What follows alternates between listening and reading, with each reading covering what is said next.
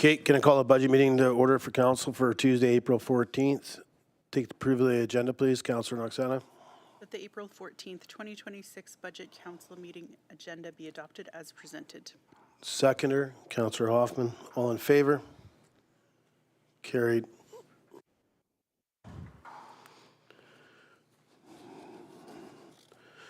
Moving on to continuation of the 2026 to 2030 budget package. Recommendation, please. Put a motion on the floor that council receives the continuation of the 2026 to 2030 budget package for discussion. Seconder, Councillor Bertrand. All in favor? Carried. And we're just good to go, Ms. Scott? Or any update from staff, or we can just continue into the list?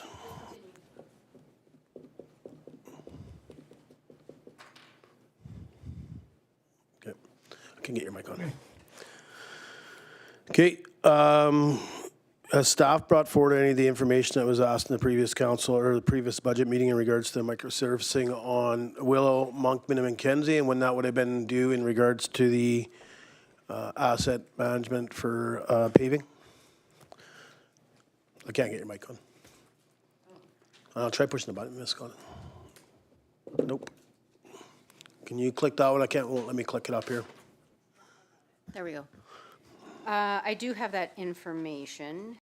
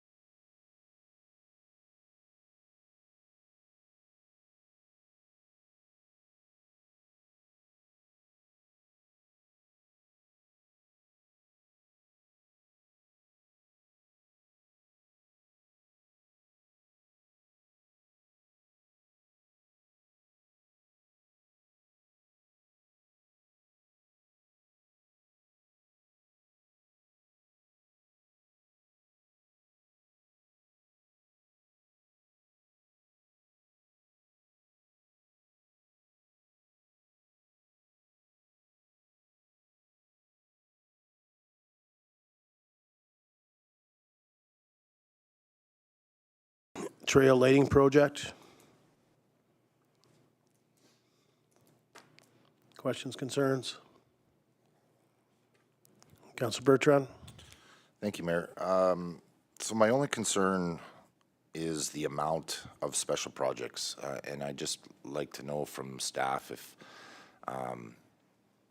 they see this as doable this year of getting all this done, because there's a lot. Ms. Scott? Well, I mean, I guess that's a question that I would ask the directors. We will start with the Director of Operations, since a lot of this would fall under his portfolio, if he can advise council on how he feels he would be able to handle all of these projects. Thank you, Ms. Scott, Mayor and Council. Yes, it does look like a heavy workload. The problem with a lot of this situation is that if we do not have a budget behind it, we can't get the project moving forward. So much like last year, without funding, we couldn't get anything moving. So I would say that that would be a starting point for us. Thank I'm you. confident, but Thank you. I mean, I'll make a comment. I mean, some of this stuff is not even going to be done by staff. When we talk about lighting, it's electricians and all that. So really, staff have some insight to it. But I think, and maybe Ms. Scott can speak to it if she wishes, but we've seen it in previous years. We may start a project, but it won't be completed to the following year, which to me is not a bad thing. This lighting project has been something that's the council as a whole has been talking about for years in regards to coming from the residents looking for something along the trail system to light them up in regards to being able to use them later in the evenings or earlier in the mornings as fall hits and spring. I mean, obviously we get quite a bit of daylight and evening light in the summer. And the reason it's that trail and not Monkman or Mackenzie, I know staff is working through a grant process with BC Hydro to be able to add more lights on the back of the light poles. So that's why those trails aren't mentioned in here. But I'm not sure if you could speak to that, Ms. Scott, in regards to even if the budget, if it's left in the budget's approved, some items may start but not be completed to the following year. Just depends on contractors or whatever has to be completed by staff. That's correct. Thanks. Any other questions or comments from council?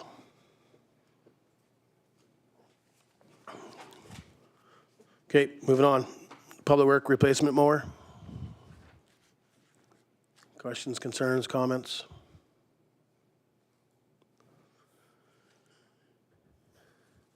Water treatment plant sampling. Questions, comments, or concerns? Okay. Flatbed gazebo removal and replacement. Comments, questions, or concerns? Councilor Bertrand? Thank you, Mayor. So under the funding sources for a number of these items, it says surplus, and I'm just curious if that's another way of saying new taxation. Ms. Scott? No. Follow up? So I'm just having a hard time with this one because it's difficult to determine which items we're taxing for this year. So just so council's aware, like I can see that we're 5.5% increase in budget this year, but I don't really feel like we need to be. I'd like to find items to try to push off till next year to try and get that down to zero to avoid a tax increase. So I'm just wondering, it would be nice to know which of these projects are new taxation so that we could have that discussion. Okay. Ms. Scott, would you be able to give the page number to council that they could find that information on? I'm quickly trying to Yep, no flip. problem. This was definitely something that the FIT team had given council a breakdown of what made up that 5% increase when we met on the 31st. Yep. I'm trying to flick through it quickly, but I'm wondering if Peter, who's here representing the FIT team, would be able to find that faster and provide that information for council. Yeah, absolutely. Just give me 2 seconds and I'll pull up the slide. Yeah, I'm just looking for the slide too.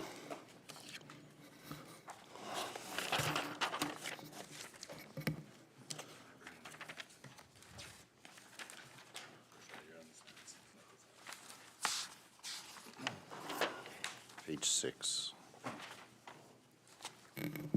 Oops. Apologies. Can everyone see that okay? So these numbers have changed. I just want to make note of that since last time we reviewed this from our last meeting. The impact of the change is simply the use of accumulated surplus rather than the issuance of debt for one of the capital projects.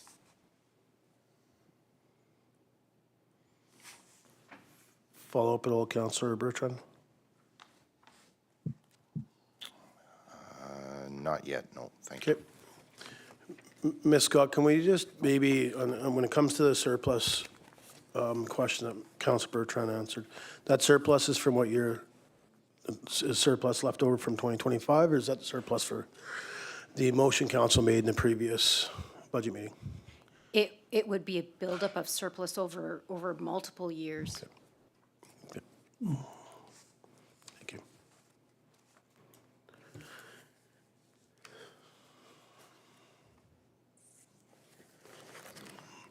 Council Slade? Go ahead. Just to, and Peter can jump in here too, and I know he said the numbers had changed slightly, but I'm looking at, there's two, it says page 3 and page 6, so I'm not sure which is the correct page number here, that has the forecasted tax increase that is up on the screen. So just to give council a breakdown of what makes up that 5% tax increase, the 3.59% is regular cost escalation. So those are the ones that the FIT team kind of gave us a breakdown on, that has to do with union wage increases, that has to do with utility increases. Those have to do with all of the regular operating increases that we don't have a lot of control over without producing services. 0.73 of that increase had to do with the new electrician position that we approved. 0.29% was to increase our contribution to the infrastructure reserve. A 0.1% had to do with the expanded fitness programming. 0.17% had to do with the increase to council's travel and conference budget. 0.22% had to do with the reduction of the small communities grant that we're getting. And a 0.16% had to do with our loss of revenue following the sale of the Monkman RV park. So all of those contribute to the 5.26% increase, none of which are current capital projects. Any questions from council?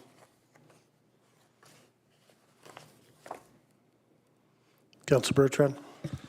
Yeah, so just going through this, the 5.26% increase, I look at multiply that by a $20 million budget.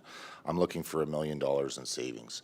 So I'm going through this entire package trying to find out what we could push off or what we can possibly get rid of to add up to $1 million. But when we're funding a majority of these special and capital projects through surplus, it really doesn't affect this year's taxation. So that's what I'm struggling with. Yep. Any other questions from council?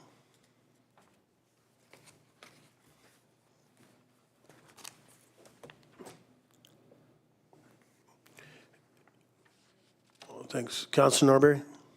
Yeah, I can't see his hand there. Yeah, thanks, Mayor. I know the hand there is a little small with the presenter view. I had a question regarding the flatbed gazebo project. I read that it was a deficiency on an under built structure. Is there any recourse on us on, say, like finding out who built it and filing a claim with their insurance that we can get some of this funded through that? Has there been any investigation on who built it, and do we have any recourse there? Ms. Scott?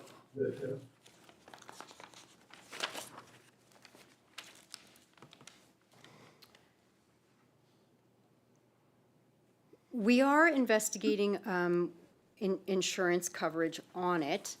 The gazebo is 40 years old. I would say that just the changes in building code over the past or over the past 40 years have changed that would affect how we would build that going forward. But I will ask the Director of Operations if he has additional information to provide on that.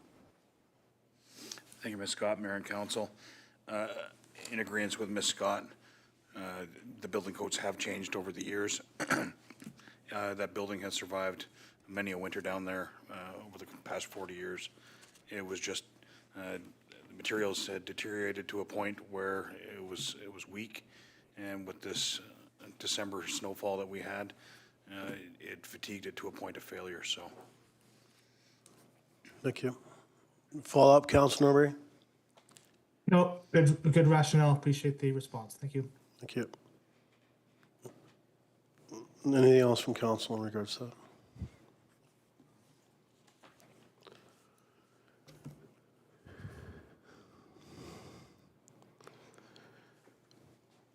Okay, moving on. Fire training grounds, it's carry forward. Ms. Scott, just have a discussion there in regards to the fire grounds. Are we holding off the fire grounds until such time as a location possibly is picked for the fire hall?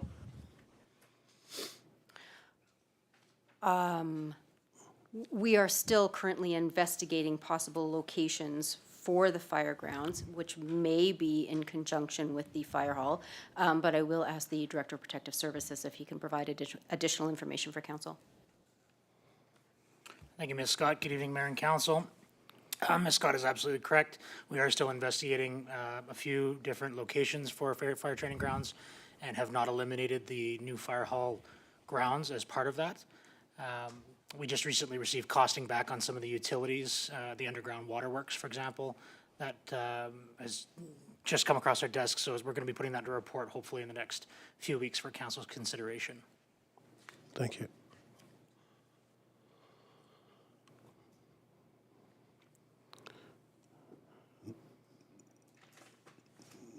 Carry forward, I mean, there's obviously the next fire grounds is for 2027. We'll wait for the report and go from there. Approved for the carryover was to replace the frontline pumper. Do we have an arrival date for the frontline pumper, Ms. Scott? I do. I don't remember what it is, so I'll ask the Director of Protective Services to provide that information. Thank you, Ms. Scott. To council's question, the arrival date is tentatively April 2027. Thank you.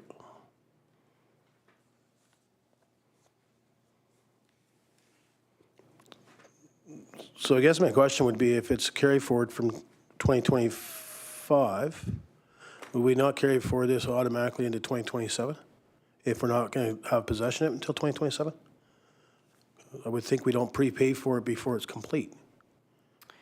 I believe,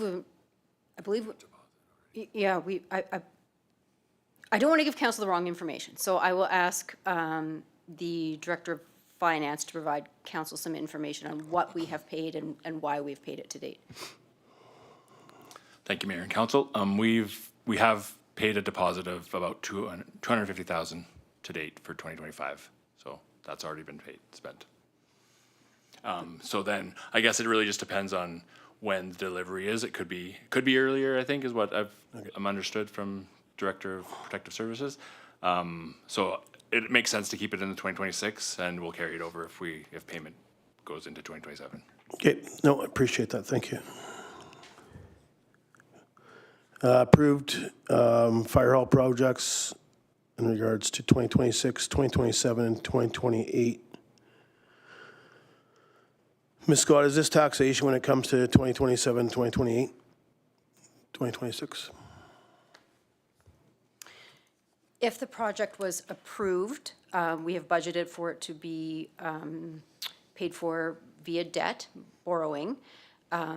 So that would have to come forward for approval from the ratepayers before we could proceed with that. I believe in terms of funding for that, so it would be paid for through debt and then repaid through that loan. But again, I'll ask the Director of Finance if you can try and make that a little more clear for council. Thank you, Mayor and Council. Could you repeat the question? Yeah, so I'm just curious in regards to the fire hall project, when we look at a 3-year funding model for 2026, 2027, 2028, is that taxation? I understand boring, but is this taxation for 2026? For 2026, no. Depending on, yeah, if the project goes forward, we will be applying for debt. Funding or debt structures require a taxation implication just for maintenance of debt. So Okay. So when we talk about 2026 at $870,000, what do we do with that? Ms. Scott? And sorry, I see that that was approved in the 2025 financial plan. I'll ask the Director of Protective Services if he can provide information on that for council. Thank you, Ms. Scott. To the council's question, the $870,000 will allow us to do geotechnical studies of the proposed area. It will allow us to go out to engage an architect to actually get electrical drawings, mechanical drawings, come up with actually the layout that we want, and then go out to tender with it as well. So all of the back-end work that would be required before we can actually make a decision, put it out to tender, all of the engineering work prior to that, and then put out the tender in the later half of 2026. Okay. So can you tell me, does the grant cover that we have applied for but we have not heard yet? Ms. Scott? Again, that is a question I will ask the Director of Protective Services. Thank you, Ms. Scott. Yes, it does. So it's all encapsulating into the project. So everything from conceptual design to architecture, the actual drawings, everything that is built into that project application. And as part of that application, we did highlight that those were risks, that we had not done those yet. Specifically, the geotechnical for the site that we had proposed in our application has not been completed, as would be in the environmental assessments and all the other things that would be required for that site. Okay, thank you. Ms. Scott, last year, we had a few different options come forward for fire hall. We sent staff back. We'll give a budget for staff to come back with some ideas of different halls, maybe at lesser amounts. When will we see that report? I believe the budget was $30,000. I know we are still currently investigating some potential options, so that is a question I will ask the Director of Protective Services. Thank you, Ms. Scott. So the second report was completed and provided to council in 2025.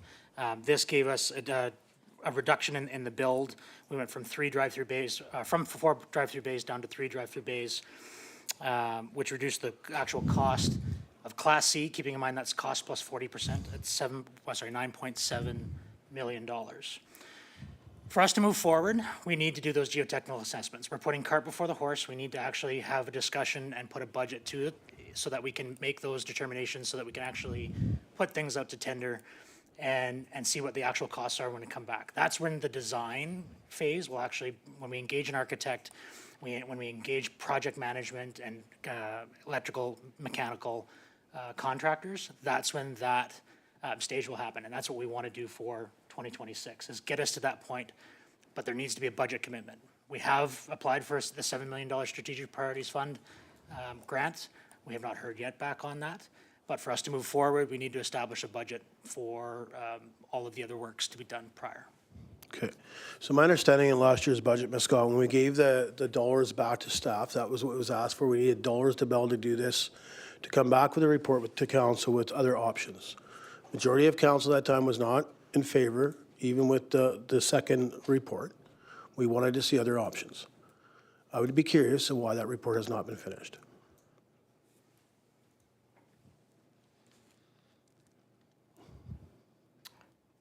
So, I mean, I'd have to take an intermission, but I believe it was $25,000 or $30,000. That was the number that was given to put in a budget to go and look at a different other possible hall designs, paper, whatever it may be, to get an option that was cheaper back to council so that we could be, council would have a look at that.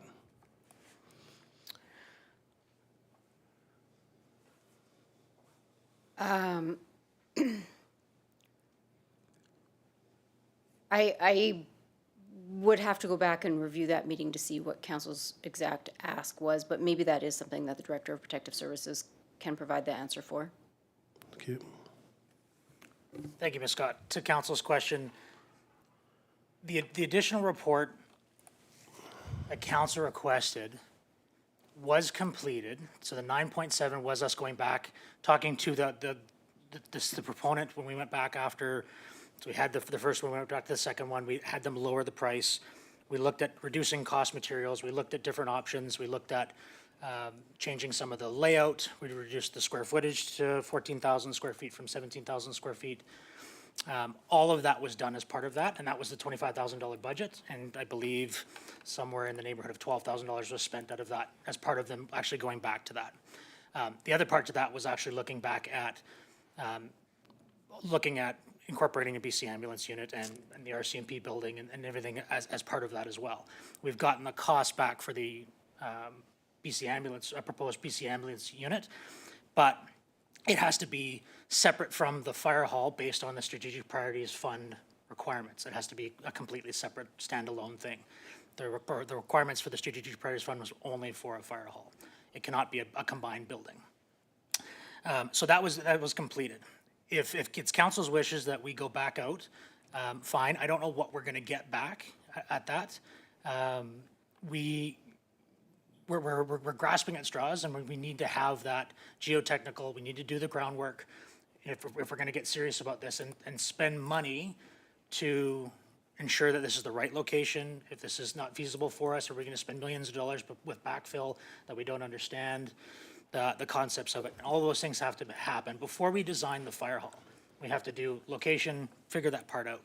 And that's where we're currently at. And that's why we have $870,000 in the budget for this year. Okay. So when do we see options of locations? I know locations have been talked about, but no direction given directly on what locations. So we heard in one meeting, I think there was 3 locations given by staff as a thought process. But I don't believe, unless, I don't remember it, but I don't believe council has picked one location over those first initial thoughts from staff. Again, that's a question I'll ask the Director of Protective Services. I don't believe we have picked one specific spot. I think we're looking at a few different spots, but that is something, again, I'll ask the Director of Protective Services to provide more information on. Thank you, Ms. Scott. Ms. Scott is correct. We haven't decided on one specific site. There was 3 that were presented in 2 feasibility studies. When I came to council and council made the resolution to apply for the Strategic Priorities Fund, we used the corner of Monkman and Mackenzie Way as that in the application, thereby solidifying that as part of the application. So if we want to change that now, we would have to make a change in our application for the Strategic Priorities Fund. Okay, thank you. Any questions by council?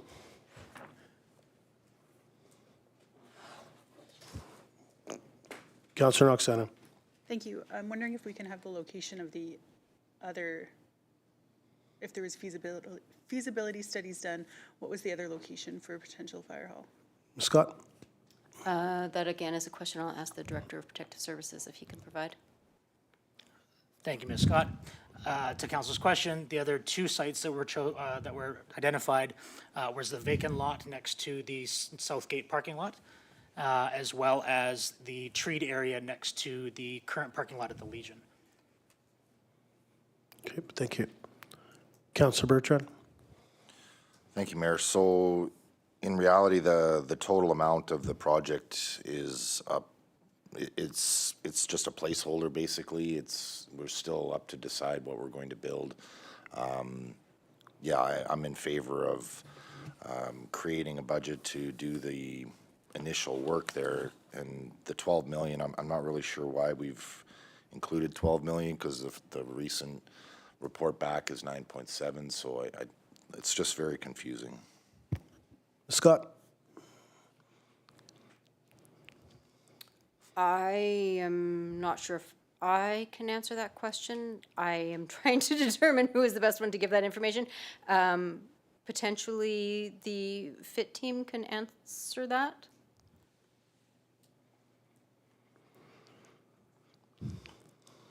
Thank you, Ms. Scott. Thank you for the question. Yeah, it's always best practice that we have the debt identified in the financial plan as sort of the first step in the process. It supports future grant applications and funding opportunities that we have council direction to move forward with the project. Now, that doesn't mean that now's the right time to go issue the debt. We would still need council endorsement, and in this case, some public endorsement to issue the debt to go forward with this project. But having it in the financial plan proactively helps us along those steps. Follow up. Has council decided to take out debt for this project? No, if we decide to go forward with fire hall, it would be a vote by residents to support it. Okay, thank you. Yeah. Ms. Scott, maybe correct me if I'm wrong, or maybe I just need a bit of clarity. My understanding when we applied for the grant, a hall design or hall outlook has not been decided. And my understanding when we first had the conversation with regards to the grant, because there was other possible locations, that it wasn't hammered into that location. Again, that's a question I'll ask the Director of Protective Services if he can provide council the answer for. Thank you, Ms. Scott. Mayor's question. The application to the Strategic Priorities Fund is based on a budget. We use the budget, the budget that you see before you, the 11.2 or whatever it is. That's the budget that we used as part of the application, and that was based on the site profile of the intersection of Mackenzie Way and Pioneer Loop. That's where those budget figures come from. At that point, we weren't sure about where council wanted to land in terms of a hall design, if we wanted to have an additional bay for a search and rescue group or another user group that we would want to rent out and have some type of a revenue that was there. So we went with the higher amount, which was the 4 drive-through bay design is what we used as part of our application. The fund will only fund a maximum of $7 million. So everything over top of that obviously would be, as Ms. Scott said, and the FIT team, it's going to go to debt. The last numbers that we got, the 9.71 million, and keep in mind that these numbers are cost plus 40%. So because we haven't done the electrical contractor, the electrical design, the mechanical design, and the nuance, we're cost plus 40%, which could be up to $3.9 million in savings. So that $9 million haul might actually come in at the $6 million haul, depending on what we actually find once we go to tender. So it's an overshot. It's a best guess based on industry standards, based on square footage. It's a guess. It's an educated guess on that right now, but it is likely to come in once we do all of the groundwork and engage our subject matter experts. That's when we're going to get more Class A costs, which is going to be, within 10% of the value. That's there. So we haven't married into one, only that we used a budget for that. All things are on the table, and the mayor is absolutely correct. There was no hall design that was submitted to that. We did have to have a feasibility study was part of the application, so that had to be in it, and that in that study did recommend the corner of Mackenzie Way and Pioneer Drive as part of that as our primary. Okay, I appreciate the clarity. So I guess just before I go to Councilor Norbury, Ms. Scott, I just want to confirm. I want to make sure I'm clear. When the grant is successful, that is when council will decide on what hall design they want. Whether that's, and I apologize to staff, whether that's the option B or C that came forward, I have to go back and look at 1 month, or a total different concept that I will go back and grab paperwork that I believe we gave different direction in regards to a report, in regards to looking at different halls, including a hall was used or a community was used of, let's look at the BYLAWS. That's what I was looking for in that report when we gave them money. Again, I'm still waiting for that.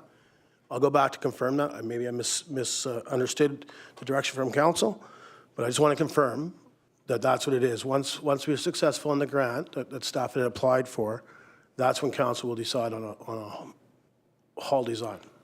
I believe that's what the Director of Protective Services is saying, but I will give him the opportunity to provide council with that information. Thank you, Ms. Scott.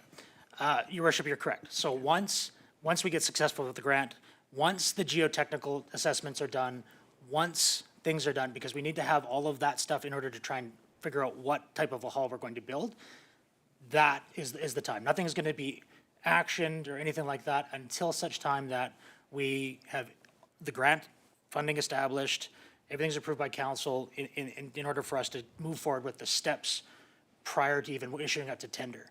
That's where we had that discussion, is we want to have a really narrowed down list of what the district wants as a fire hall before we go out to tender, so that they can actually cost it effectively.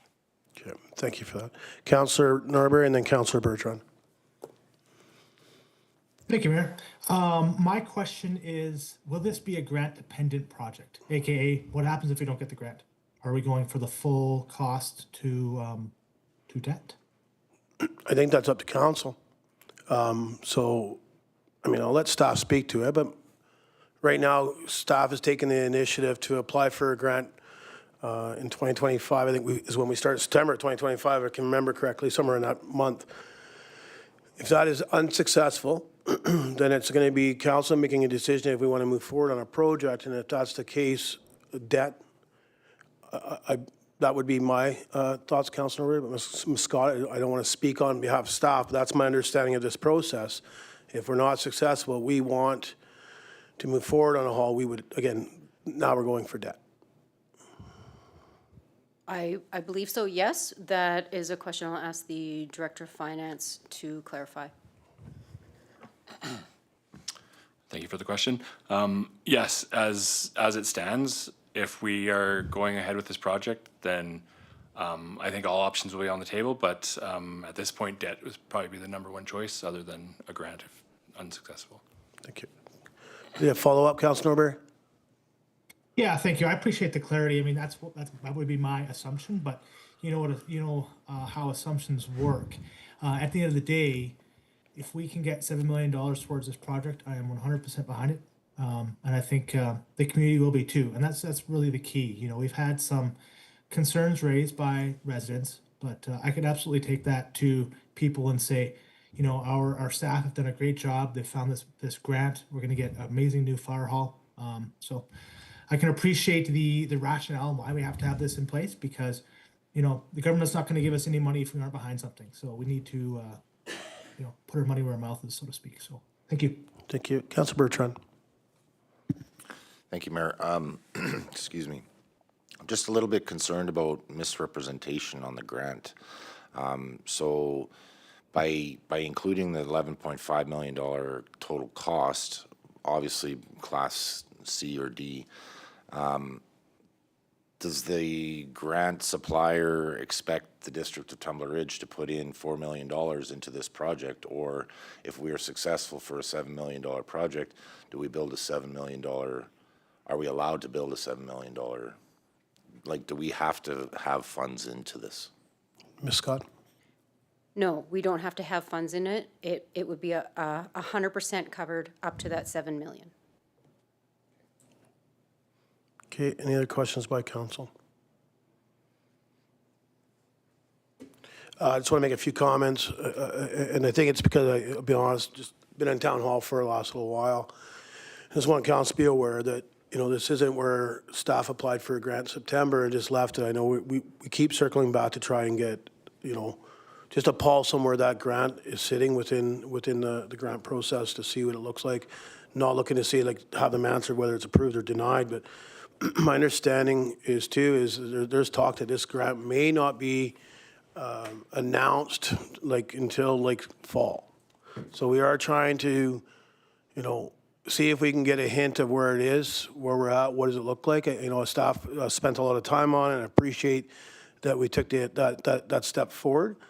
And then, like, that's why I say when we're successful in the grant, I think it's important. But I just want to make sure clarity that as council may see the announcements, whether it's approved or not, we've got to be prepared what we want to do moving forward. I know I've done a lot of legwork on my own, so I'll be honest. I've reached out to the architects that built the Beaver Lodge Hall Beaver Lodge, when they built theirs, about $3 million. So 2 years ago is when they broke ground and started their hall, 2.5 years ago. It was about $3 million then. To build that hall today is $6 million. I was hoping that we would hear about this grant, whether we were approved or denied sooner. I am one that I believe that maybe we haven't done, and I don't blame the staff, but I don't think, sometimes, don't get me wrong, so let's start that out. So some standards change when it comes to the NFPA standards and such, but also we didn't take care of our buildings in the past by making sure that we were doing upkeep, proper renovations, proper maintenance and stuff like that, whether that was held up by council in regards to budget or whatever. To me, if we can, I think this should be a discussion whether once this budget's over, but what we vision, I'll be honest, if I could build a Beaver Lodge today for $6 million, I'd be prepared to put shovel in the ground today. That's a half of what was proposed, more than half what was less proposed in the first proposal that we've seen for a fire hall. If you have an opportunity, again, I would suggest that you stop at the Beaver Lodge Fire Hall, take the list of what the staff have sent forward in regards to what they would hope for inside their fire hall for NFPA standards and take the list and check it off. But that's where I sit. I mean, it's our building and listening to staff, when you have that many issues within the structure, like whether that's, not enough room to expand for NFPA standards and such, there has to come to a time. But the more we push this off, so in 2 years, that hall's gained $3 million. So 2 more years from now, it's a $9 million hall. That's all I would say on that. When we talk, Ms. Scott, in regards to 2027, that's obviously going to be a loan at $6 million if it's ever approved. So that will not be a budgeted taxation in 2027. I just want clarity because I see it on the books. To me, it looks like it's sitting there under the fire hall project at 6.2. Is that going to be taxation in 2027 or is that borrowed money? The 6 million would not be taxation, no. Depending on when the debt is issued, there may be a payment on that debt, but it would not be 6 million. Okay, I just see, I understand why we're putting it in there in the budget line. Again, just want to be clear why it's there. Like, we can read the reports and see it there. Some people will flash over and see a line there for $6.2 million in 2027. So, just appreciate the answer. Okay, moving on, wildland firefighting PPE. Does staff want to give an overview on that since it's, I know we're trying for a grant and it's in the budget as a line, but is there any information? I believe we were successful in that grant, but that I will ask the Director of Protective Services if he can give council an update on this project and this ask. Thank you, Ms. Scott. You're absolutely correct. We were successful in our grant application to UBCM's Community Emergency Preparedness Fund for the maximum of $30,000, which will see the replacement of 24 sets of two-piece wildland firefighting gear and boots for the department. Perfect. Thank you. I heard that. That's why I wanted an update. Okay, new request, the SCBA cylinder fleet replacement. Again, it's not budgeted out until 2028.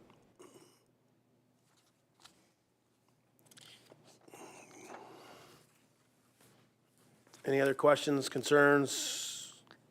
The whole budget process in regards to what's in our pamphlet? If there's anything that we want to go back to just before we move forward. Councilor Bertrand? Thank you, Mayor. I'm just curious about the general government special project of the medical offices.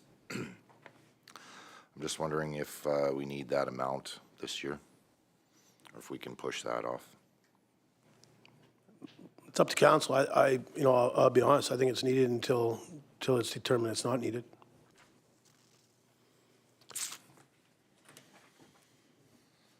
That's up to council. I mean, I think there's other things that council has seen in front of them that, to me, we don't know on the direction. I think until we know for sure, I think it's an important thing. We are concerned and have been concerned in regards to what our medical looks like within our community. Just because it's budget doesn't mean we spend it. Okay, anything else from council before we move on? Council Bertrand? One more. Yeah, go ahead. I'm just wondering if we have I haven't done the math. I'm just wondering if we have a total of surplus we're planning on using this year. Scott? I will ask the, Peter from our FIT team if he can provide that information for council about the total we're planning on spending from our surplus this year. Yeah, thank you, Ms. Scott, and through the mayor. Just pulling up this data right now. But I saw 6.1. We're planning on spending $8.4 million in surplus throughout the 5-year financial plan. That is a change from what is in the budget package, and it's a $3 million increase from the removal of debt as a funding source for one of the capital projects. Thank you. Follow up? So just to be straightforward, council, as I guess Ms. Scott can confirm it, but imagine staff will go back. I mean, obviously, we have some more stuff in our agenda to talk about. And then we'll be presented with another budget package with the items if we've removed or not. And then if we add, to have a true picture at the next upcoming budget meeting, to have an overall discussion to make sure that we are happy with the budget, council's budget, before approval. Ms. Scott? Yes. Thanks. So there is time. I mean, again, it's important to have a look through it. I mean, you know, we're using a lot of surplus. I mean, and staff has mentioned it, and you know, I know they do because we've already seen it already with in regards to grants. But everything that's in the budget in there, whether that's some capital items or other processes, staff will do their best to still apply for grants. And again, that all that could mean is that just carries back into surplus at the end of this year. I mean, we're not just going to go spend it just to spend it. Staff is commenting in regards to they're going to apply for as many grants as they can, and then wait whether they're approved or not, including the fire hall. And I know staff is worked diligently trying to get some kind of a pulse or an update for council, and it just hasn't happened yet. So there's still going to be time to have an open discussion about the items within this agenda. Just because this goes forward back to staff to summarize it, we still have time to remove it before readings. Councillor Bertrand. Thank you, Mayor. I did have a question last budget meeting of how much of our reserve is invested to produce the 1.7 million in investment revenue. I'm just wondering if staff was able to come up with that number. And I just have a second question of tax rates. I'm curious on the process for that. Ms. Scott. I will ask the Director of Finance if he can provide council with the information about the amount of dollars in the reserves that we currently have invested. Thank you, Ms. Scott. To your question, Councillor Bertram, so we have about 26 million invested in the Canaccord investments. We have about 7 million invested in Lakeview Credit Union term deposits. Another 2 million, I believe, in the Beam Credit Union term investments. And then what does that put me at? 36, almost 40. Okay. I think that's about where it sits. And then we have about, currently we have about 6 million in the general operating account. So that's not accruing much interest, but as we head towards tax time, I'll be transferring more money back to more terms to get a better return on some of the excess funds we have right now. Thank you. Any other questions from council before we move forward? We didn't get a chance to answer the question in regards to tax rate discussion. So at a future budget meeting, once the FIT team has a chance to make all of the changes that council has made and bring back the full package for council to consider again, we will also bring back recommendations for tax rates and why we're recommending those tax rates, but also provide alternatives so council can have that discussion about tax rates as well. Good. Councilor Bertrand? Okay. Okay, moving forward. Golf cart storage and covered driving range facility project, recommendation, please. Put a recommendation on the floor that council receives the golf cart storage and covered driving range facility project for discussion. Seconder, Councilor Noxana. All in favor? Carried. Ms. Scott, can staff just give an overview in regards to, read the report, if there's any highlights they would like to make? If not, we can start the discussion. Yeah, sure. I would like to invite the Director of Operations to provide council with a brief summary of this report. Thank you. Thank you, Ms. Scott, Mayor and Council. Yes, April of 2025, Council gave the approval to utilize funding that we were going to use for a compound storage area at the golf course. So reallocating those funds to be able to get a proper set of engineered drawings for a covered storage facility. In doing so, we found out that there is potential opportunity for a grant for upwards of $300,000 based off of new recreational infrastructure.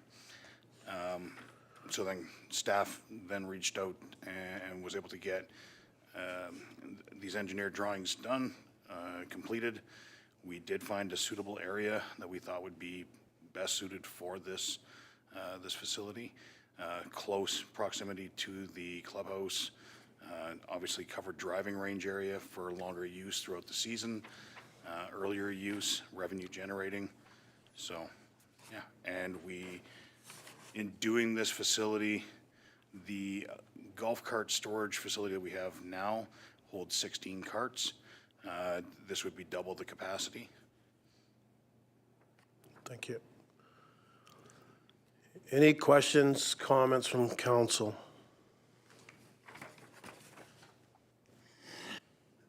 Councillor Hoffman. Thank you, Mayor, and thank you, staff. I do appreciate the report. I talked about this and just looking at it for what the upfront cost would be, however we managed it. 200% increase in installs, and we don't even know what the impact would be with the change in rental rates that we just did. I kind of want to, I understand it'll change the cost over time, but I kind of want to shelve this and see what the reaction is for this season with the current rates. If we're going to be a little more aggressive, I wouldn't mind opening a basically list of who would be interested and at what rate. But when I look at it, $75 monthly rental fee rate, it's $900 a year. Another 50% on top of what our top end of 600 is right now. And over a 25-year lifespan with operating costs that were set here, we're still not even breaking even. It's really hard to justify unless there's a large group of people that are willing to spend close to $100 a month on cart, on storage. But I just don't know if the market will bear 48 people willing to spend in that sort of range, adding the 16 that we currently have. So right now, I'm not prepared to move forward with this with what the numbers are. Thank you. Ms. Scott, do you know how many people are on the waiting list for golf cart storage? I do not. I will ask the Acting Director of Community Services if he has that information.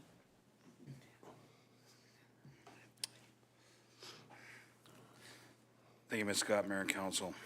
I'll have to get back to you on that. I do have that number somewhere here. Okay, thanks. Any other questions, comments, or discussion by council? Councillor Noxana, then Councillor Norbury. Thank you. I'm wondering with our current cart storage, I know we're at max capacity and a wait list. Do users that have a space in our current building, are they required to have a yearly membership for our golf course, or is that separate from the storage facility? Ms. Scott? Members are given priority, but you don't have to be a member. Follow up. Is that something that should change if we're looking at building a facility for our community and for our members? Should we not require a membership to our golf course? I think it'd be up to council, but Ms. Scott, I'm not sure if it's been done elsewhere, and that's the only thing I would be unsure, I'm I not have no sure. idea, I'm not a golfer, Yeah, so. I'm not an avid golfer, but. Yeah, that would absolutely be a decision of council. It's currently written that way in policy, the policy that memberships would have priority, but if council wanted to amend the policy, you could, yeah. So when we say in policy, it says if you have a membership, you have a priority. So what happens if we have people renting a space in the existing building that haven't been members, but we have people that are members waiting on the list? How's that handled, but per policy? I don't have that information. I don't know. I will ask the acting director of community services if he has information he can share with council on that. Thank you, Ms. Scott, Mayor and Council. No, I do not have information on that. What I can say is we did get the information on the waiting list. Currently, right now, there's 19 on the waiting list. Okay, thank you. This was from last year. Last year, thank you. Councillor Norbury? Thank you, Mayor. 19 still on the waiting list when the whole community knows that there's a waiting list of 19 people and no one's gotten a space for 10 years, I think is indicative of even a larger need. I know that at least when we were dealing with childcare on the wait list for the daycare, that was the common response from parents is that why would I put my child on the wait list when I know there's no chance that my underage child is going to get into the daycare? I mean, it's speculation. Again, I talked about the dangers of making assumptions, but our golf course is an amazing asset. We are seeing an upswing on usage and interest. I don't always see a need when we're offering public services to be revenue neutral. Our ice rink doesn't operate that way. Our pool doesn't operate that way. Our golf course does generate a small amount of revenue, but I do not see this as having to be revenue neutral. I'm okay about putting that little extra money in there, and I think staff have done a great job of being creative on how to utilize a grant to help leverage into building something that the community has asked for. I mean, we've had the golfers come in, identify a need, and I want to try and give it to them. So I would like to see this project move forward. As it stands, as we're gonna add in that additional golf court storage that they would need. Thanks. Thank you. Councillor Noxana? Thank you. What other funding sources can we utilize if we go ahead, if we have a $300,000 grant? Are we looking at taxation then for $700,000? Or is there surplus, other grants, something else to help cover the remaining amount? Appreciate the question. It was on my piece of paper. Ms. Scott, if we could just have a conversation in regards, obviously, we're looking at a possible way of receiving $300,000 grant until it's applied for and received, it's not there.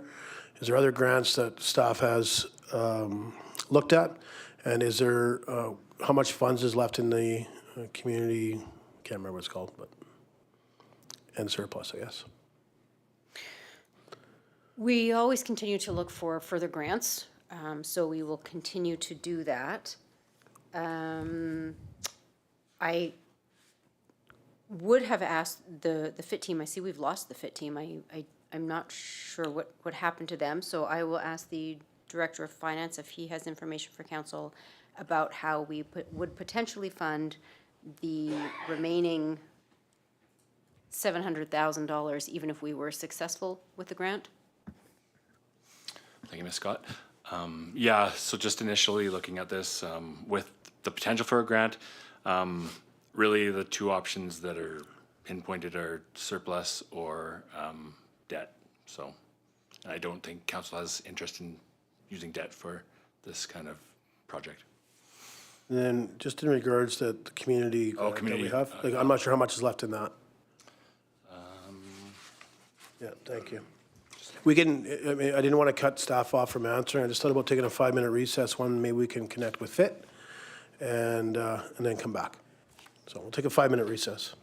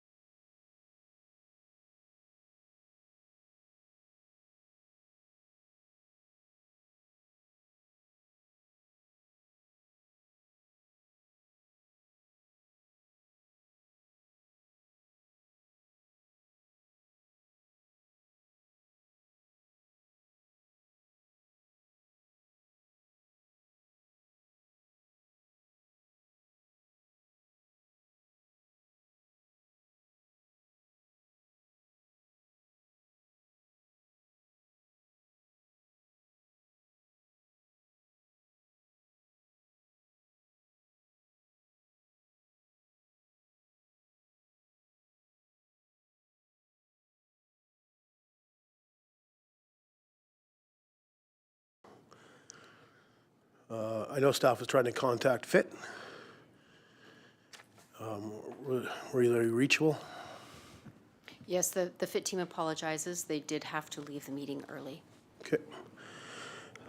Did staff have an opportunity on Councillor Noxana's question? We talked briefly just before taking a break in regards to that, because we're trying to reconnect with FIT, but is there any more response from staff in regards to questions about other grants, the community grant that we still have available? If we're talking about the, my brain is not working, the community, the Growing Communities Fund, we had planned on fully expending that in this budget with these capital projects, so there would be nothing left of that to allocate towards this project.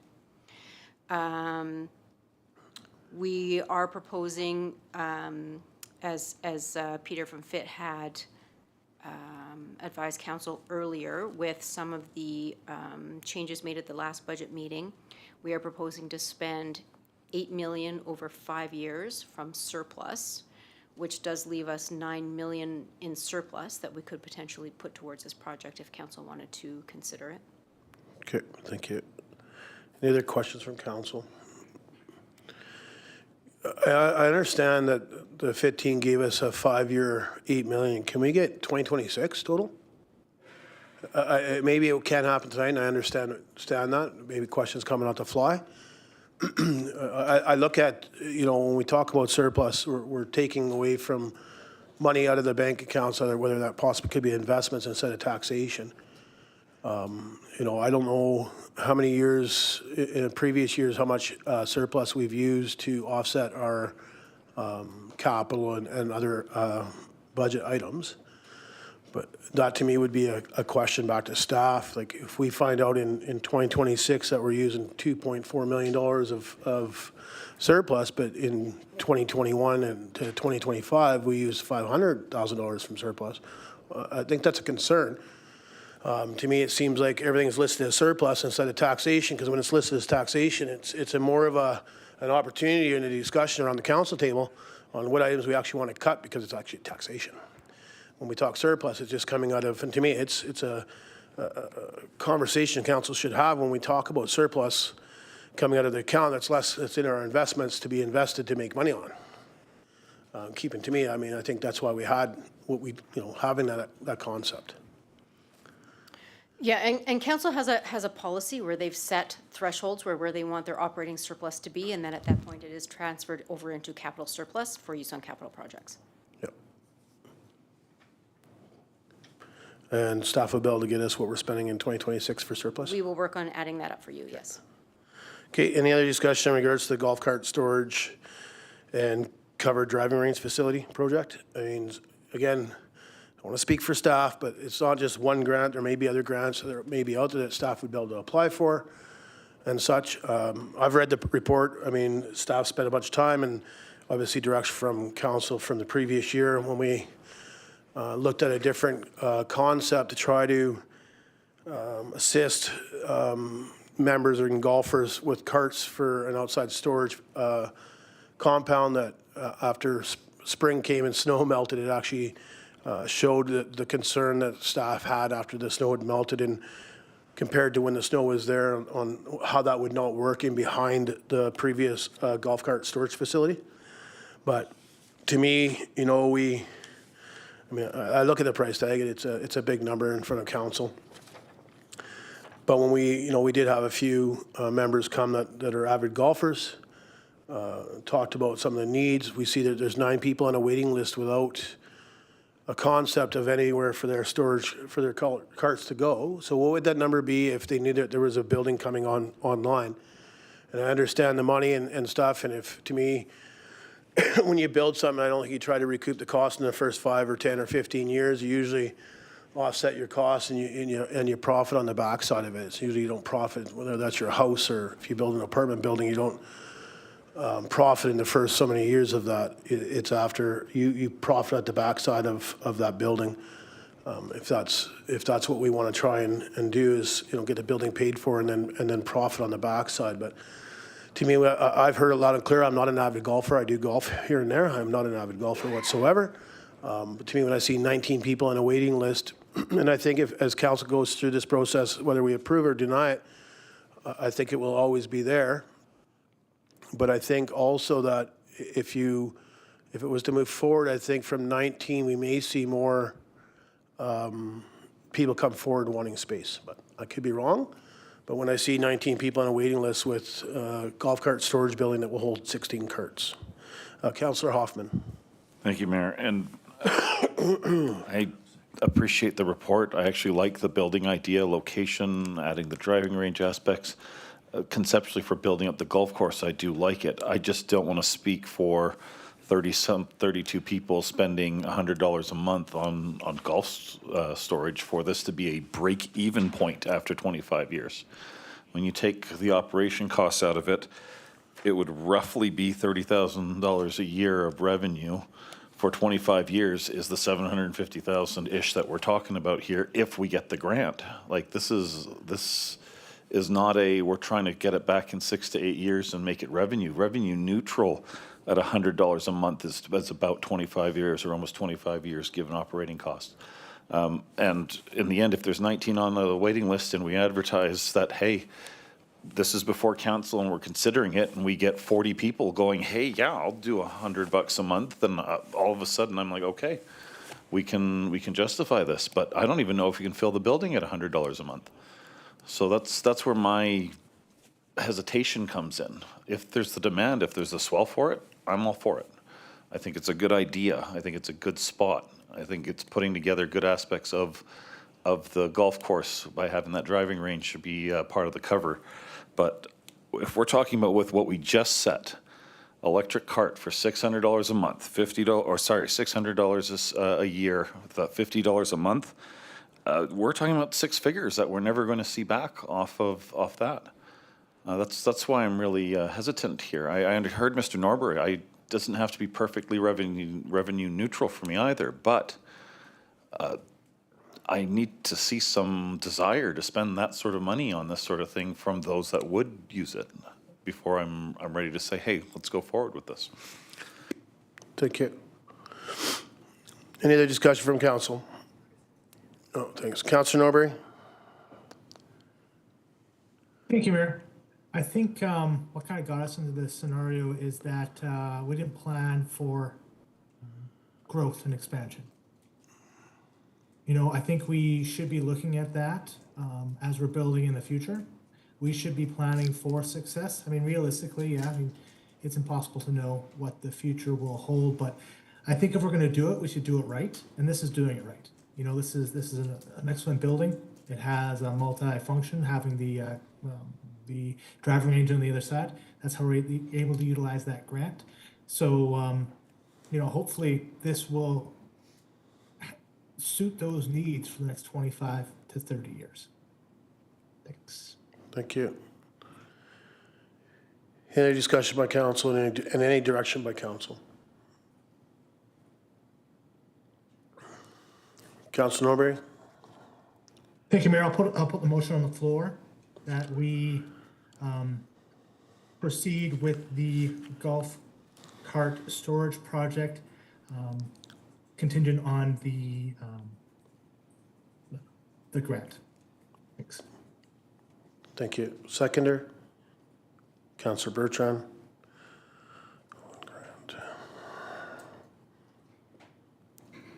Discussion, Councillor Julik, sorry. I won't be voting in favor of this. My math is a little bit different than Mr. Hoffman's. I come out at 42 years, and that's on the $600 a month. And that would be based on the full $806,000. That's not based on if we get the $300,000. So obviously that math will be a little bit different. The life of this building is 25 to 30 years on the structure and 15 to 20 on the useful life. And it's only 1% of our population. I just don't believe that. I don't believe that this is the time for us to be moving forward with this. I also agree with Councillor Hoffman that this is based on $600 a year, which isn't even the price that we have offset yesterday.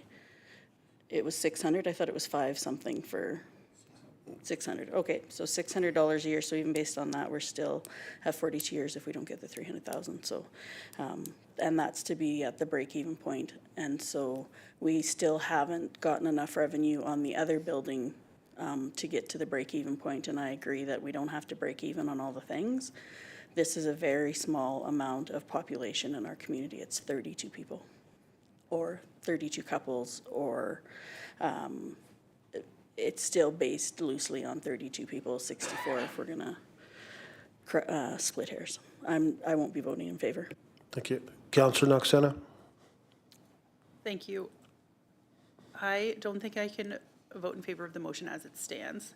I like the concept, I like the idea of this building, but I need more, specifically today, we've had some pushback on motions made yesterday.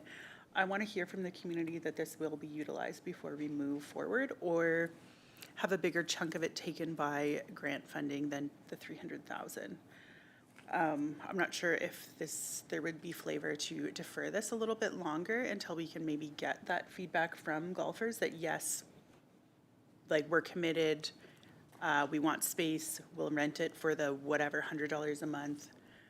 I like that we have 19 people on the list. I worry that we will not have 19 people on the list if we tell them the price of rent for this building based on a new build and what we would need to cover some costs. I don't think that we need to break even, but I think that we need to be able to show the other 2,000 people in town that we're not just throwing more money away. We've heard complaints repeatedly about increases in taxes. Yes, this would be surplus, but in future years, that surplus won't be there to offset things that we need. So as it stands, I'm not in favor. I'm more in favor of a deferral. Thank you. Councillor Norbury? Thank you, Mayor. Two things that I think we haven't talked about, which I think are important to the discussions, are if we put this off, how much more will it cost? You know, the Beaver, we were talking about the fire hall, how, you know, their $3 million is now $6 million. What's this going to cost a year from now? Like, how much downgrades would we need to have to even come to this cost? I'm concerned about that. The other thing I think we should be recognizing is, like, the golf course does generate revenue. You know, going back through the reports of our budget this last year, it did exceptionally well. It pulled in more money than we budgeted. In what I saw, it looked like it cost less than we budgeted. So I think that's something we should be, you know, thinking about, is that the golf course itself on a whole is bringing in revenue every single year, which I don't think we can say for almost any part of our organization. And, you know, we should be building to that effect, in that it is generating revenue for us. Thanks. Thank you. Any other discussion? I'm going to make a couple comments. I actually support the motion. I support the motion for a couple reasons. One, it's grant dependent. So to me, it's not just, you know, it's the one grant they mentioned in here, but when we talk grant dependent, I think gives an opportunity for staff to look at other grants as well. We may have more of it covered by grants, but it also doesn't mean it can't be removed from the budget. It gets put into the budget to have a look at it, and then we actually end up with an opportunity to have that discussion. Now we don't like it now. Doesn't mean it cannot be removed. It's just like everything that we just talked about in the last, I don't know if it's been 3 budget meetings that we've gone through the list, or 2.5, or whatever it may be. All those items are still up for conversation to be removed or added back in, or whatever, as again, as staff gets together, works through the process of what council decisions have been made at this table. To me, when we see it there, I think it gives us a little bit more of a view in regards to that. And the budget's not approved by adding it. I mean, the budget will, I don't know the dates yet from staff on the next budget meetings and then the readings, so there's ample time to remove it. But also having it, I think, and you know, I probably go to Ms. Scott just to get clarity, because when the budget's not approved yet, I don't know if staff would so much start the process of grant looking, but I think if council adds it to a budget, I think it gives maybe a little bit more direction to staff just to have a gander if there's other grants that maybe we looked at one. You know, I believe when this conversation first started, staff just kind of Google searched grants for something like this and came up with a couple right off the bat, is my understanding. So there may be some other options out there for some grant coverage. When we look at the cost of the building, and it was 600 or 806, and obviously there is a contingency there, it doesn't mean that gets used. And if you get a $300,000 grant, we're talking at $500,000, $500,000 or 5,000, 500,000, 6,000 or whatever. I mean, really and truly, you know, I think as it goes forward, you may see there may be some savings there from other things. But, you know, I see 19 people on a waiting list. I think we see more as council looks forward to adding things. And I do believe, Councilor already mentioned, you know, the golf course did make some money in the previous year, and the previous year before that we lost money and such. But, you know, we do have a gem in our community, and it's, you know, it's been well talked about. You know, there were some decisions last night, and council's already brought it up. That would be, that discussion will be moved to the April 20th council meeting in regards to some of the letters that were received via email. But if you read some of the emails, I mean, there was, I'm not sure if everybody received the one I received that I've forwarded on to Ms. Scott. It talks about the use, and it talks about how, in regards to golf cart storage, it talks a lot about that. So we say we want to hear from people, and I apologize if I didn't forward it on council. I did not look to see who was all emailed to. I was actually, I'll send it to everybody. I didn't look and see who all received it, but I did send it to Ms. Scott to make sure it went into an agenda. So that there's that information coming already from some of the golfers, so some of the community. Again, I think by adding it, it gives us a little bit of a concept to have a look when it's in the budget, and if we don't like it, then we remove it. That's why I support it. One is because the grant, it has to be grant contingent, and then obviously it's in the budget to have a better look at the budget as a whole to make those decisions. You know, I think when I look through the budget and I see all these surpluses, and we look at the surplus, we don't touch them, doesn't mean we can't move things around to make it work. Councillor Noxana, then Councillor Bertrand. Thank you. All right, you sold it to me. Let's leave it in, or I'll be voting to leave it in. And I'm looking forward to having conversations with members of the community, some of them who have reached out to me today after yesterday's meeting, just to see what the interest is. We have some pretty passionate golfers who feel strongly on either side of the cart storage debate. So, yeah. Yeah, I appreciate that. Just before I go to Councillor Bertrand, I mean, I look at last night's meeting and there were some changes made to fees and it's the perfect place to make it is at a PMP. So you know, not everybody will sit here in the gallery or live feed in and ask the questions through to our CEO so that we get questions that night. That's why I like the concept. It's just like the budget meeting. If we don't add it now and we defer it, really, truly, you're not going to have that opportunity to have people reach out to us. Councillor Bertrand. Thank you, Mayor. I'm having a hard time with this one, but I'm also thinking about not just the cart storage. I'm thinking about the driving range improvement as well. Being an avid golfer down there, I spent a lot of time on the driving range. It's in terrible shape right now. It definitely needs an upgrade. So there is a twofold to this project. It's not only cart storage, but it is a huge upgrade to the driving range facility. So I do like your rationale on leaving it in to take it out later. So I will be voting in favor of this, but I am having a difficult time with the price, certainly. But I am also considering the fact that it's a significant upgrade to our driving range, which is an added bonus for sure. Thank you. Councillor Julik. So if I could just get some clarity, what I understand is all it's going to do for the driving range is provide cover for you can stand underneath it in the rain and do the driving range. I don't see anywhere in here, and maybe I just haven't read closely enough about what they're going to actually do to the driving range. I just understand it's that piece, and I know that that can't be separated out as a cost, but maybe if I could just get clarity on that. Yeah, Ms. Scott. So just in regards to me, this is just a building with the, I can't turn Ms. Scott on again.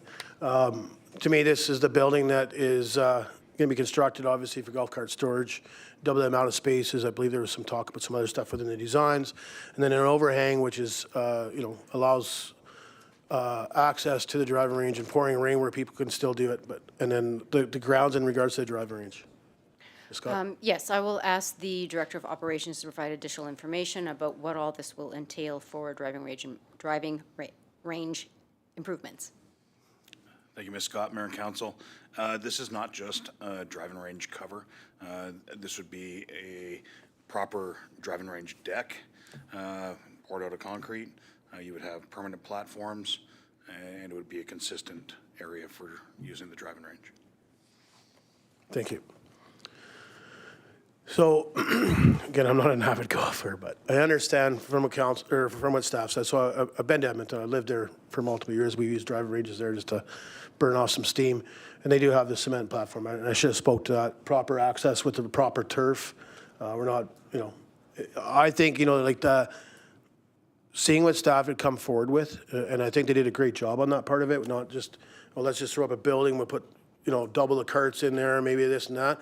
They actually looked at how they could add another usage out of it, which honestly, when it's raining out, people can still go to the driving range and drive balls if they don't want to be out in the rain on the golf course. So, okay, any other discussion?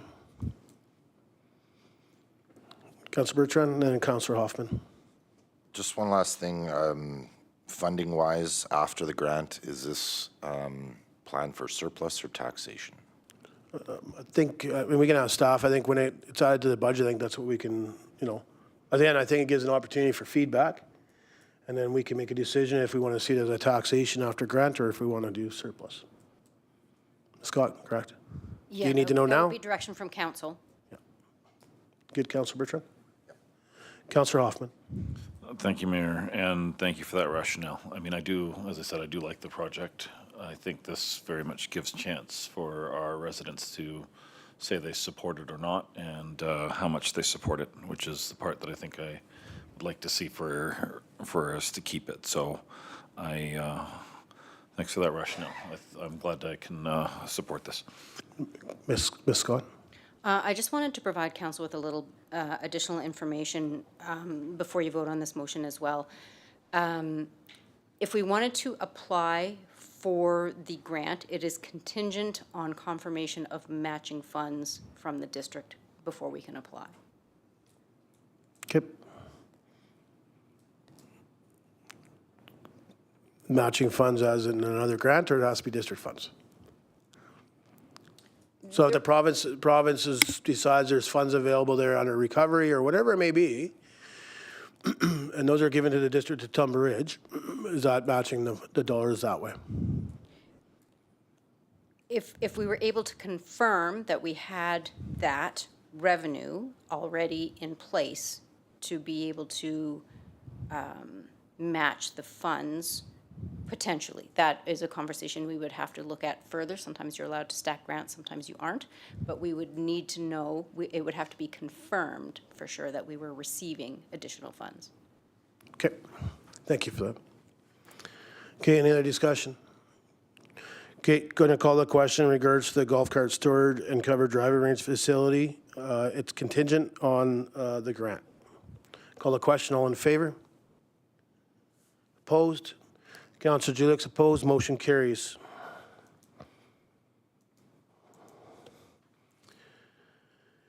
Okay, moving on to paving pathway from Hartford Court to the RCMP detachment. Report dated April 14, 2026 from the Director of Operations and Infrastructure regarding the paving pathway from Hartford Court to the RCMP detachment.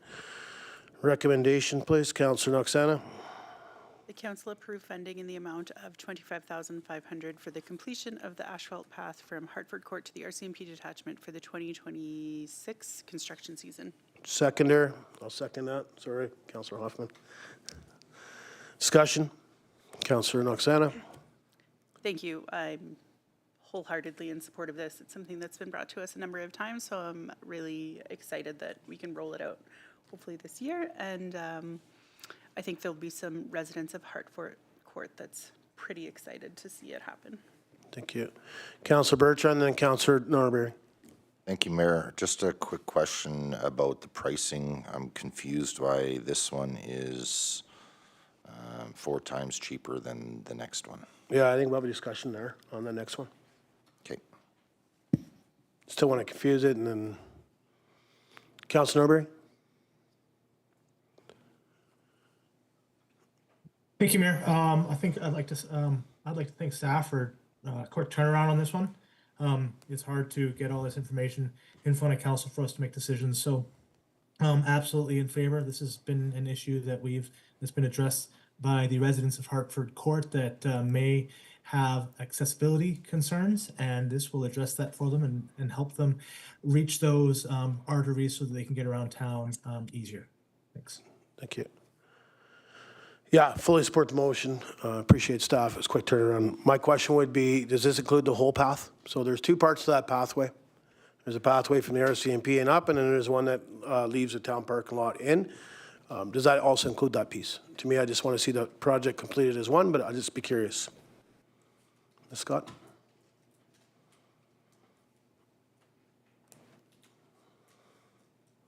I believe it does say in the report somewhere. I can't find it, so I'll ask the Director of Operations to provide that information. Thank you, Ms. Scott, Mayor and Council. No, this project is from the RCMP to where it intersects with the other pathway. Yeah. Okay, thanks. So my concern would be the other pathway is just as in rough shape. So I understand we have a number here, appreciate it, but to me, we need to complete the job. I don't know, Ms. Scott, again, I'm not a person, that's not my job. Do we have an idea what that part would cost? Again, if we're going to replace one part of the path, to me, the full project would be the other part of the path that is obviously is just as, you know, the staff did a great job. I shouldn't say it's terrible. Staff done a great job in regards to when they received the complaints, took a bit, they went in, they cleared it up because they've got the complaint, tried to flatten it out. But to me, we need to make sure it's back to the right thing, but that doesn't complete the pathway. Can you give us direction on how to finish that whole project? So again, I will ask the Director of Operations if he can provide council with any kind of estimate on what it would cost to complete all of that area sidewalk. Thank you. Thank you, Ms. Scott, Mayor and Council. The direction was for the area that was deteriorated. It is definitely way worse than the other section, but also included in the deferred project for the asphalt pathways within the community. That other path was included. So this was the worst of the situation. So just trying to rectify and mitigate that safety hazard. Okay, so I guess my question would be, do we have an approximate cost to include the other pathway? So again, that's a question I will ask the Director of Operations if he has an estimate of what it would cost to do the entire thing. I'm sorry, Mayor and Council, I do not have a cost for that. Okay. I'm going to make an amendment.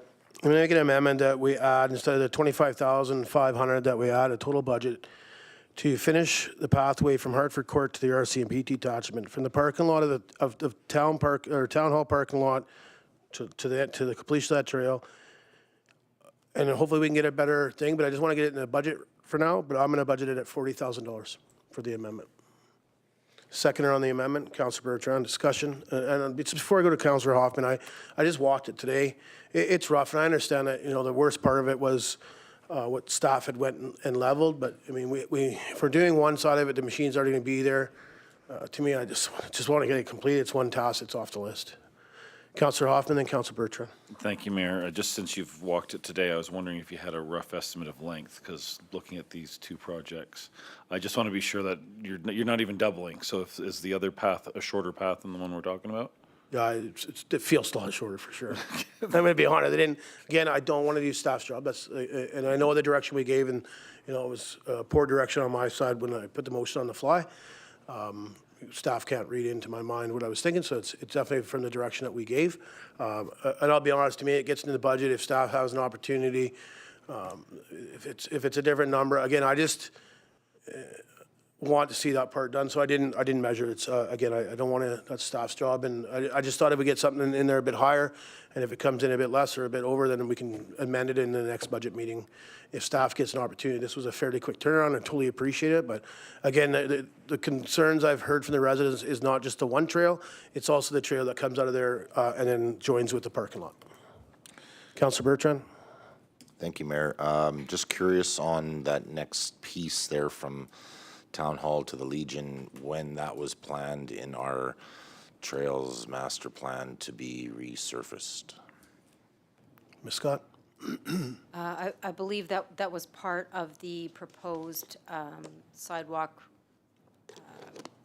reinvestment that we had put in the budget for 2027, but I will ask the Director of Operations if he can provide that clarification. Thank you, Ms. Scott. Mayor and Council, that is correct. All of the asphalt pathways, bear walks were a part of a 2027 project. Follow up? Nope, thank you. Thank you. Any other discussion on the amendment? Going to call the question on the amendment. All in favor? Opposed? Councillor Bertrand, Councillor Jewett, Councillor Hoffman are opposed. Councillor, okay. Motion is defeated. Sorry, I just didn't know where your hand was. Amendment. The amendment was defeated, yeah, sorry. Okay, so the other ones on in regards to the 25,500, any other discussion? Councillor Bertrand, you're good? Yeah. Sorry. Okay, gonna call the question, all in favor? Carried. Okay, complete pathway paving on Monkman Way to Spieker Ave. Report dated April 14th, 2026 from the Director of Operation and Infrastructure regarding complete pathway paving on Monkman Way to Spieker Ave. Recommendation, please, Councillor Noxana. Council approve funding in the amount of $98,150 for the completion of the asphalt pathway along Monkman Way to the corner of Spieker Avenue for the 2026 construction season. Seconder, Councillor Hoffman. Discussion, Councillor Noxana. Thank you. I'm in favor of this. I think it helps with active transportation in our community. And as the snow is melting, we're seeing so many people out using our active transportation or trails network already. So this would absolutely increase what we have to offer in our community. Thanks. I was in ask Ms. Scott a question in regards to why the cost difference. I'm just wondering if we've got information on that. Why such a cost difference between the two pathways? And I know there's some length and width, but if we could just get an answer on that. The majority of the difference is in length. The Hartford Court one was 80 meters. This is 310 meters. Okay, thank you. Any other discussion? Councillor Norbury? Thank you, Mayor. In full support of this project. I like the idea of having an actual paved pathway for children when they're walking down to Spieker. I mean, yeah, they can kind of head across the street at that intersection and go down, but and this also adds just more walkability to our community. So full support. Thank you. Thank you. Any other discussion? Fully support the motion. In the wintertime, staff is already removing the snow as residents had reached out to ask that it be removed because they were using it for walking. And I think it'll assist staff in regards to snow removal in the winter. But again, it's to me, when that path was done, it was done due to some leftover budget and not approved by council. So council ended up putting a stop work order on it. That's why it was never paved. It was done by council putting a stop work on it due to it was just some extra budget that was left over, and had staff that were here at the time decided to go forward and do something without direction. So that's why it was done, and I think over the years it's been missed to bring forward back to be paved. And I think again it gives us some more access trail system that can connect to the three-way stop that people use quite regularly. So I'll be supporting the motion. And call the question. All in favor? Carried. Scott, any emailed in questions? No. Thank you. Take a resolution to a close, please. Councillor Noxana. The April 14th, 2026 budget meeting of council be closed to the public according to section 91I of the community charter to permit discussions about the receipt of advice that is subject to solicitor-client privilege, including communications necessary for that purpose. Seconder, Councillor Bertrand. All in favor? Carried.